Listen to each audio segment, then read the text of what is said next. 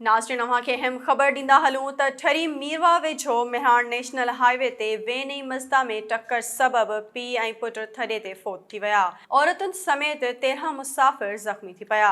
S news जे reporter नबी बख़्श उॼण ऐं अब्दुल रहमान full मूजिबि ॻोठ नूर मोहम्मद शहर स्टॉप वटि वेन ऐं मज़दा में टक्कर सबबि 40 वरियनि जो शाहिद राजपूत ऐं संदसि 12 वरियनि जो पुटु रिहान थॾे ते फोत थी विया। हादसे में 13 मुसाफ़िर ज़ख़्मी थी पिया, जिन में मिसमात गुलाबी, शमशाद ख़ातून, बानो ख़ातून, राशिद राजपूत ऐं ॿिया शामिल आहिनि। वेन में मौजूद राजपूत फैमिली कराची खां गंबट माइटनि जी फोतगी ते वञी रही हुई त अफ़सोसनाक हादसो पेश आयो। ठरी मीरवा अस्पताल जी इंतज़ामिया खे इतला ॾियण बावजूद एम्बुलेंस न पहुती। ज़ख़्मियुनि ऐं हिकु लाश खे पीर वसण पुलिस मोबाइल में ठरी मीरवा अस्पताल खणाए वई। ॿिए पासे शाहिद राजपूत जो लाश रोड ते पियल आहे।